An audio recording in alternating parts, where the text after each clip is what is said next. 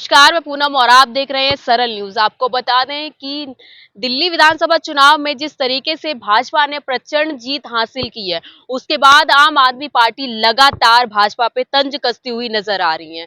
वहीं दिल्ली की पूर्व मुख्यमंत्री भी अलग अलग मुद्दों को लेकर भाजपा पे तंज कस रही हैं। तो इसी मुद्दे पे हमारे साथ बातचीत करने के लिए नई दिल्ली से पूर्व जिला अध्यक्ष हमारे साथ मौजूद है। सर से जुड़ेंगे, जानने की कोशिश करेंगे। सर, पहला जो सवाल है, दिल्ली की पूर्व मुख्यमंत्री ये कह रही कि भाजपा को आए 3 दिन नहीं हुए, दिल्ली में लंबे लंबे पावर कट लगने शुरू हो गए हैं। इसके लिए सिर्फ एक ही बात मैं कहूँगा कि जब उनके पास कोई आरोप नहीं है तो उन्हें अपनी राजनीति को चमकाने के लिए कोई ना कोई आरोप लगाना है, इसलिए वो निराधार आरोप लगा रही हैं।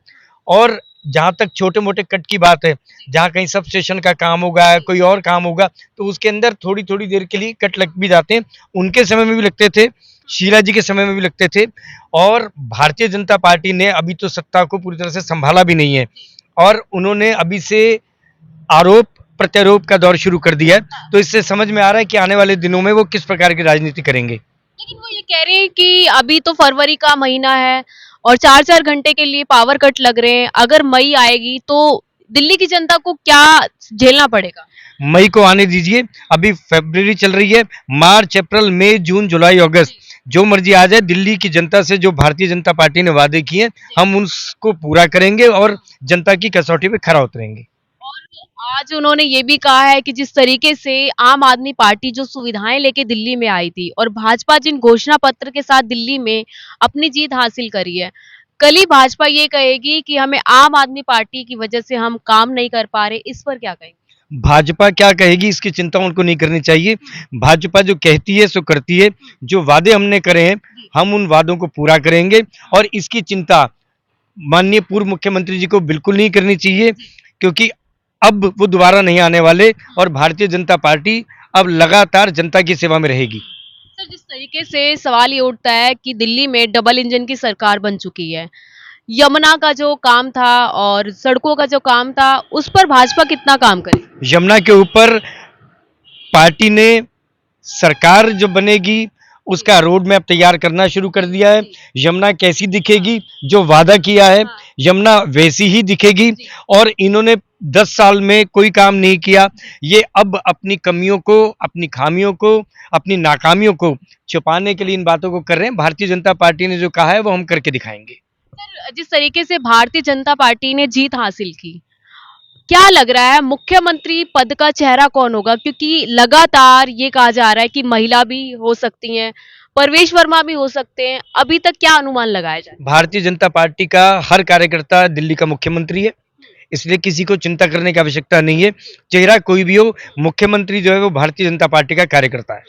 क्या लग रहा है जिस तरीके से आम आदमी पार्टी ने 10 सालों में जो काम किए हैं, जो फ्री की सुविधाएं दी हैं और दिल्ली वालों को अपनी ओर खींचा है, क्या लग रहा है भाजपा वो जगह बना पाएगी? क्योंकि लगातार आम आदमी पार्टी ये कहती है कि भाजपा आएगी तो झुग्गी झोपड़ी हट जाएगी।